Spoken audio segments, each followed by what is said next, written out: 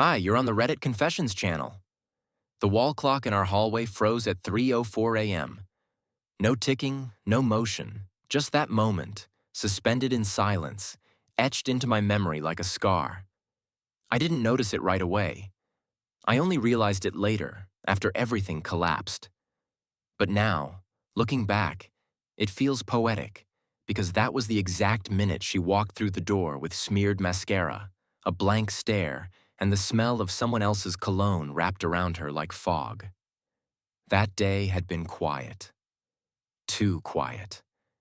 She didn't text me, not once. Not even a sarcastic meme or a tired working late again. I sat in our kitchen, scrolling through my phone with the screen brightness turned down low, listening to the hum of the fridge like it might offer answers. It was our anniversary. I didn't remind her. She'd said the week before that she was too busy to remember every little thing. So I decided to test that theory. Not to be petty, not to trap her. I just wanted to know. At 7:46 p.m., I lit a candle at the table. Just one. I didn't cook, didn't try to make anything special. I just sat there in silence, watching the wax melt and wondering how love turns invisible. By 11 hours, the candle had burned out. By midnight, the wine I poured for two was still untouched, except by me. By 1:30, I wasn't angry. I was hollow. And then came 3:04. I heard the keys hit the door like she was surprised they worked. She didn't rush in. She didn't apologize. She didn't even look at me. She just sighed, kicked off her heels, and mumbled it. I had more important things. Those 4 words. As if I were a chore she had to remember to resent. She walked straight past me, her perfume trailing lies, and I sat there frozen like the damn clock. What she didn't know was that while she was out doing important things, I had already printed my exit plan, bank account details, rental listings, my name scratched off our lease. By morning, I was gone. No note, no message, no dramatic goodbye, just that clock, still stuck at 3:04. By the time the sun started bleeding through the blinds, I had packed a bag I didn't know I'd been mentally packing for months. I didn't rush. I folded my clothes like I always do. Boring, deliberate, quiet. No theatrics, just fabric and a growing ache in my ribs. I moved through the house like a ghost, noticing things I had ignored for years. The dusty corner of her vanity mirror, the chipped tile near the front door, the photo of us at Lake Windermere, still crooked in its frame, just like everything else. That photo haunted me, not because we looked happy in it, but because of the man in it. I barely recognized him anymore. The smile wasn't fake, just naive. He had no idea what years of being ignored would do to him. He didn't yet understand what it's like to sit across the table from someone who looks through you like you're static. I stared at that picture longer than I should have, wondering when I stopped being a person and started being furniture. At 6:17 a.m., I unlocked my phone and opened the note I'd been rewriting in my head for weeks. I didn't want revenge. I didn't want drama. I wanted release. But nothing I wrote sounded right. You broke me. Too dramatic. I deserve better. I didn't believe it. So instead, I typed 5 words and left it on the kitchen counter. I was never your priority. She didn't stir, not even as I closed the bedroom door behind me. I stood in the hallway a moment longer, watching her sleep on my side of the bed, curled up like a child who had never lied. The irony burned. I wanted to wake her, not to fight, but just to ask, who did I become in your story? A background character? A safety net? Or just some weak man too scared to leave? Well, here I was, leaving. But fate is cruel because as I grabbed my keys, her phone, left charging by the microwave, lit up with a message. I didn't mean to look, but my name was in it, or at least what used to be my name. The message read, Daryl still doesn't suspect anything. Last night was risky, but worth it. My chest tightened like a vice. I stared at the screen. There was no emoji, no playful tone, just blunt, unapologetic words. I opened the message thread without thinking. The contact name was Work Lunch Fork Knife with Plate. Cowardly, lazy, transparent, and there it was. Weeks of messages, some suggestive, some cruel, and one photo, a blurry one, taken at the bar I once proposed to her in. She was laughing, her hand on another man's knee. My gut twisted like a bad dream, except I wasn't waking up. So much made sense now. The distant look in her eyes. The sudden interest in Pilates at 8 p.m. The perfume she never used to wear. I didn't cry. I didn't scream. I just changed. In that instant, something cracked inside me. And I wasn't sure if it was the end of love or just the final illusion snapping in two.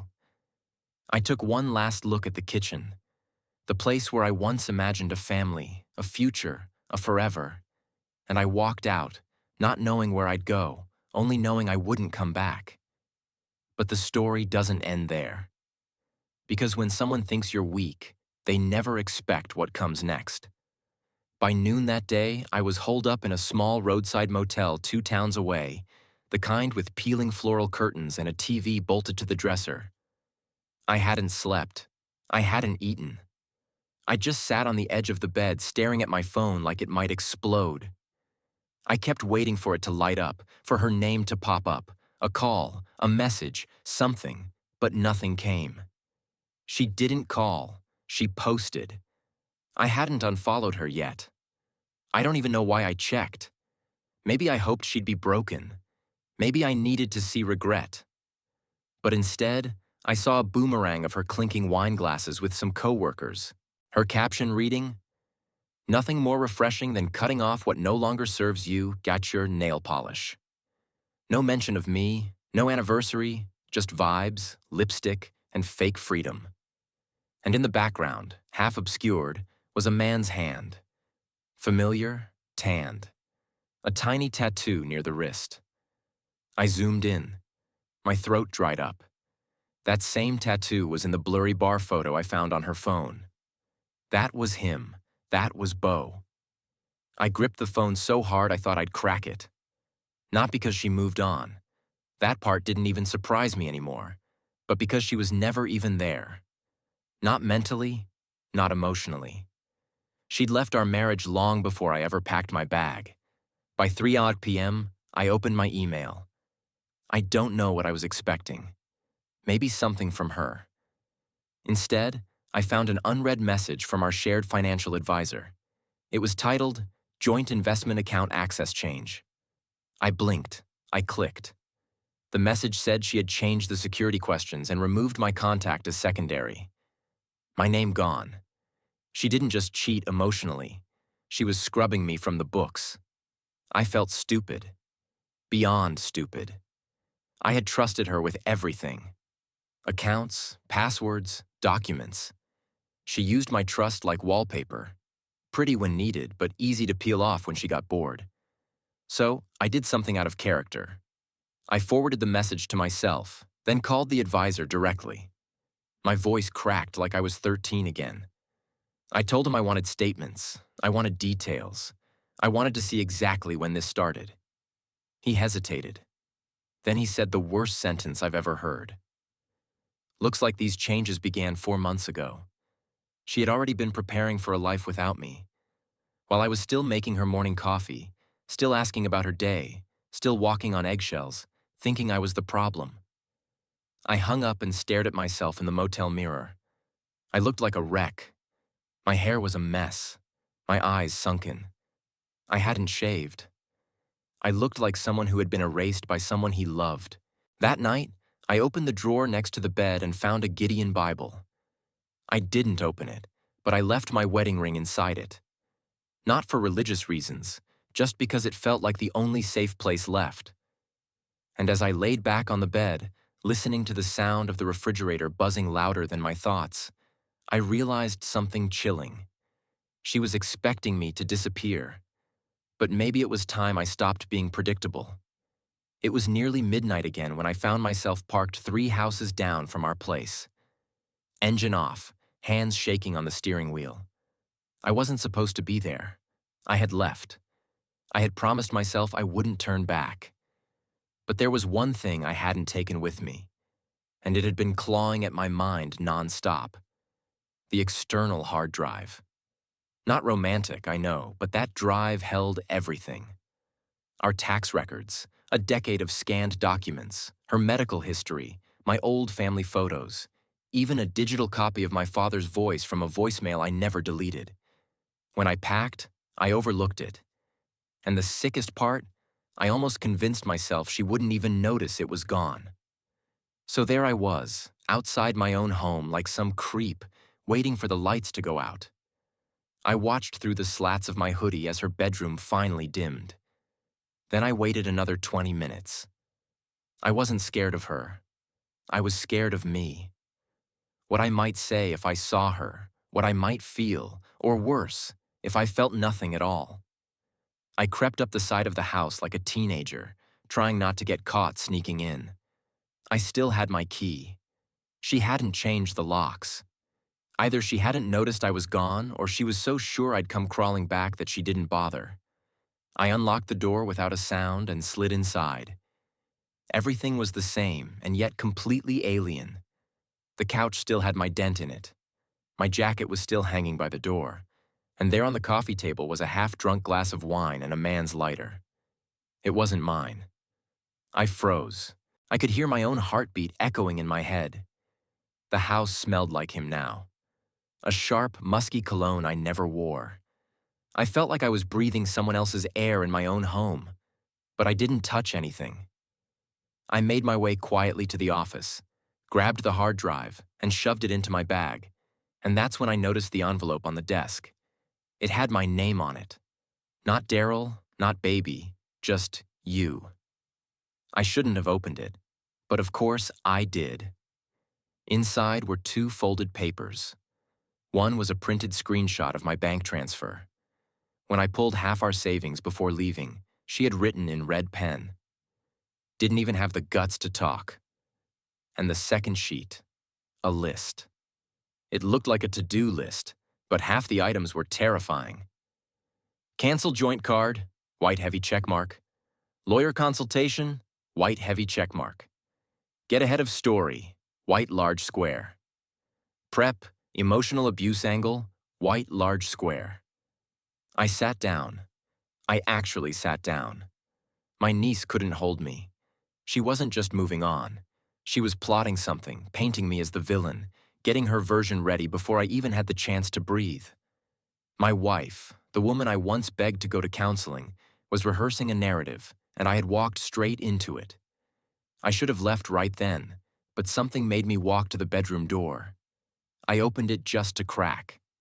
She was asleep, alone, on my side of the bed, holding her phone in her hand like a safety blanket. Even in sleep, she looked distant, cold. I wondered who she was texting before her eyes shut. I didn't wake her. I just whispered the most honest thing I'd ever said in our entire marriage. You win. Then I left. This time I locked the door from the outside. I didn't sleep that night. I drove aimlessly through the outskirts of town with no GPS, no destination, just headlights cutting through the dark and my mind spinning in circles. Every time I blinked, I saw that list again. Emotional abuse angle circled in ink like a punchline to a joke where I was the clown. She was getting ahead of the story. And what was my story? What would I even say? My wife cheated and made me feel like wallpaper. Who would care? At a gas station near Pine Hollow, I parked and sat in the car for nearly 40 minutes. A trucker walked by and glanced at me like he was deciding whether to call someone. I must have looked insane, pale, wide-eyed, still gripping the hard drive like it was a weapon. And maybe it was because inside it were 10 years of proof. Not just documents and tax forms, but photos, voicemails, videos of us, or rather me trying and her retreating, me planning things, her canceling them, me asking, her shrugging. I didn't just want to leave anymore. I wanted the truth. Not for revenge, not to win, but to exist. I didn't want her to erase me with a rehearsed story and a lawyer who only heard one side. She could cheat. She could lie. But she couldn't rewrite me. Not without a fight. So I made a copy of everything on the drive. One for me, one for my lawyer. Yes, I finally got one. A woman named Marn with the voice of a chainsaw and zero patience for drama. I liked her immediately. I told her everything. I left nothing out. Even the parts that made me look weak, especially those parts. She didn't flinch. She said, "We're not here to win pretty. We're here to stop you from getting steamrolled." The next 72 hours blurred together. I stayed off the radar. No contact with Tessa, no social media.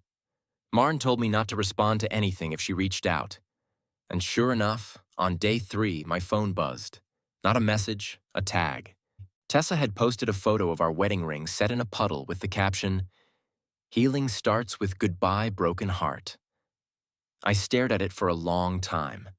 Not because I cared about the post, but because of the comments her friends, people I used to barbecue with, were flooding it with hearts and comments like, "So proud of you for getting out, and you deserve peace."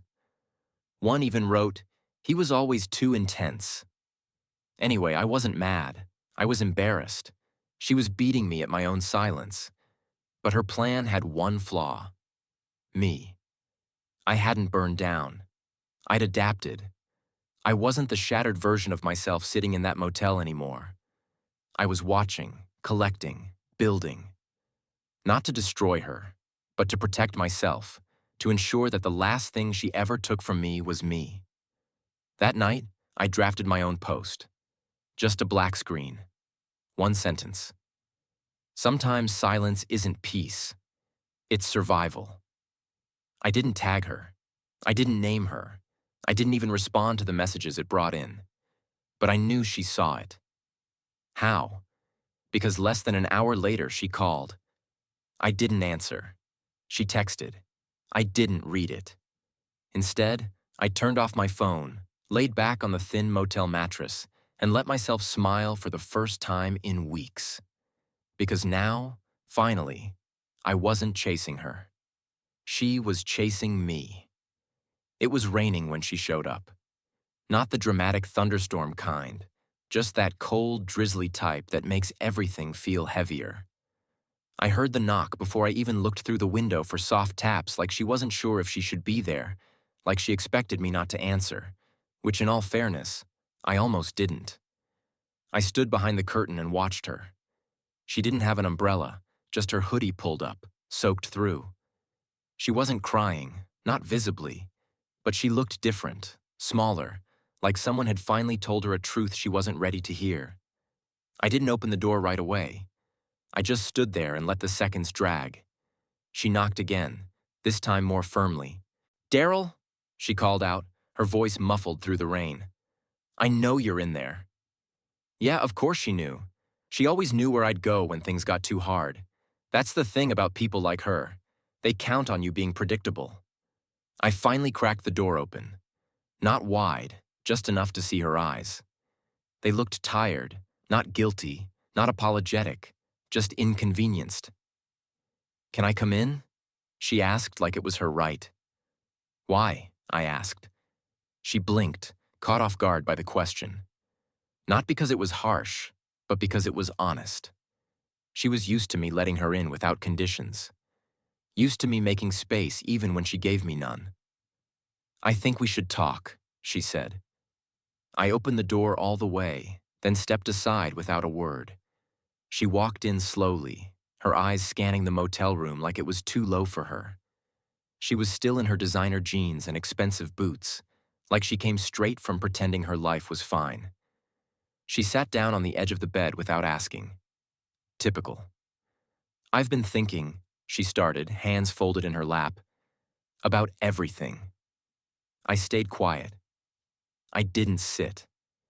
I stood across from her, arms crossed, waiting for the point. "I know I've made mistakes," she continued. "But what you did, just leaving, pulling the money, disappearing, that was cruel, Daryl. You blindsided me." I almost laughed. Blindsided her? I didn't cheat, she added quickly.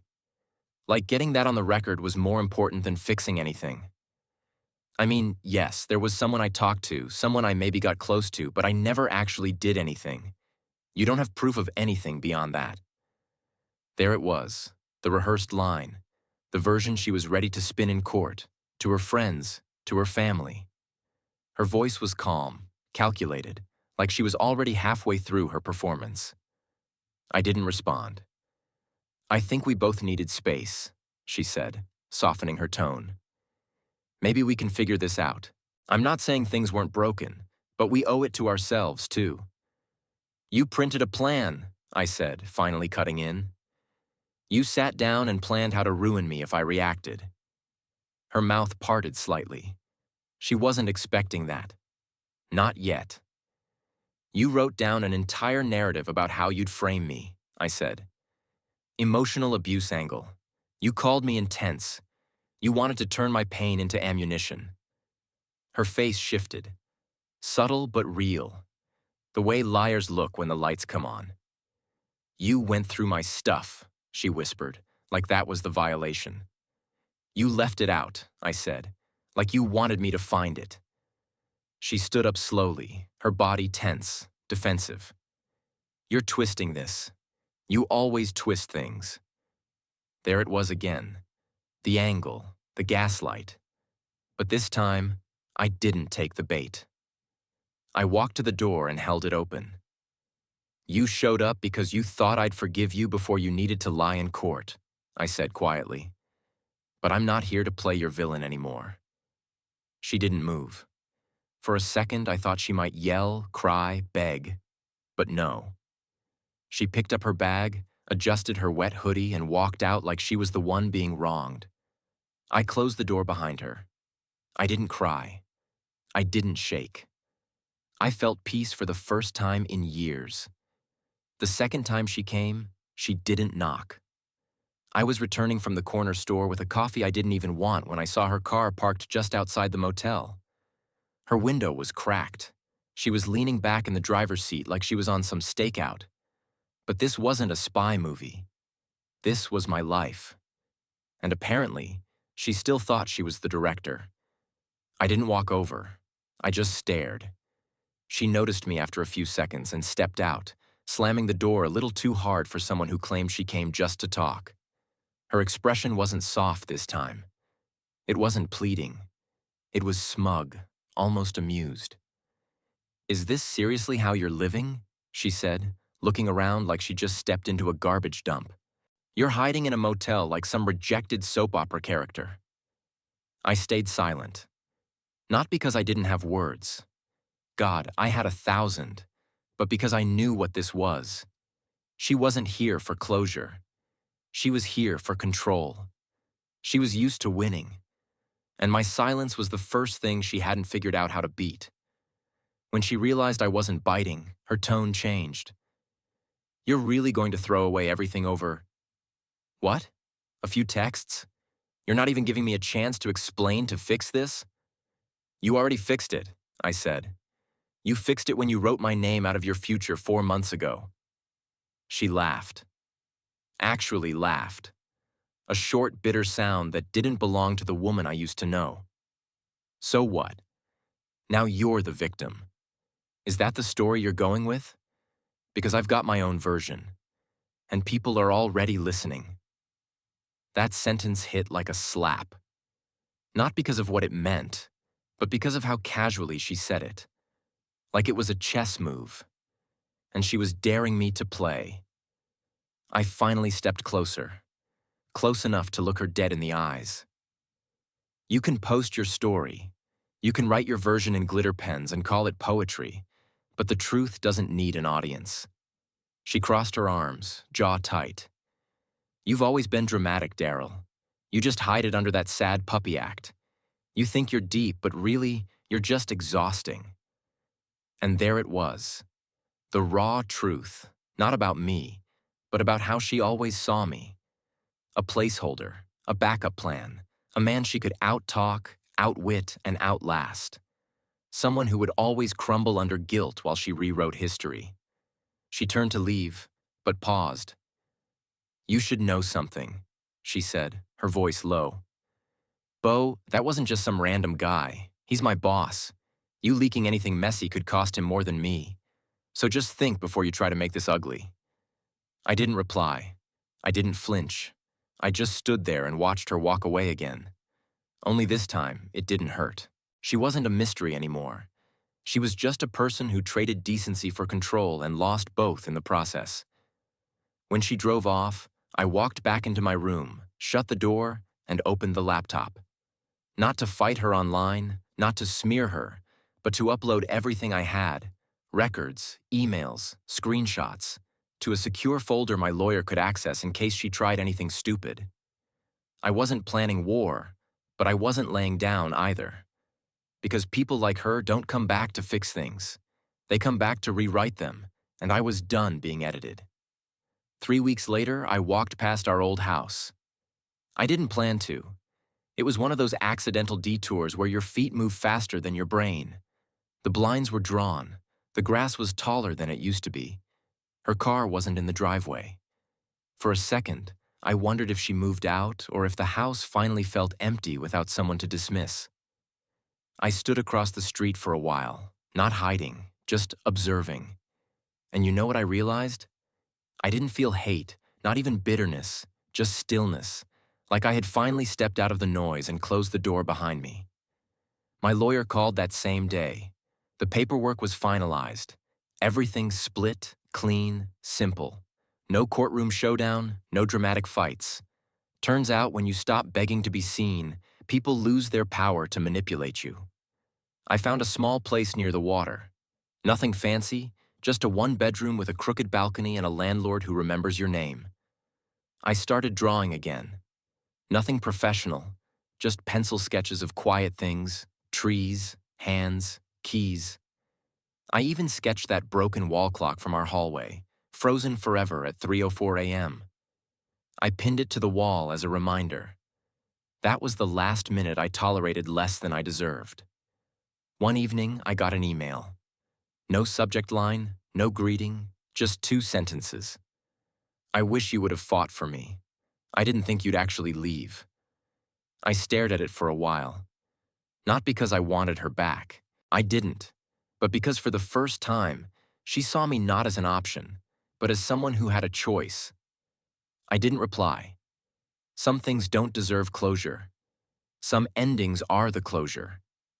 Instead, I poured myself a cup of coffee, stepped out onto my crooked balcony, and let the quiet in.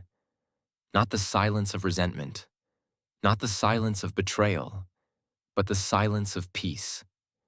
For the first time in years, I wasn't surviving around someone else's chaos. I was building something of my own. Not because I proved her wrong, but because I finally stopped trying to prove I was enough. Thanks for staying with me until the very end of this journey. Now I'd love to hear from you. What moment in this story hit you the hardest? Was it the silence, the betrayal, or the unexpected peace at the end? Drop your thoughts in the comments below and don't forget to follow for more stories right here on Reddit Confessions.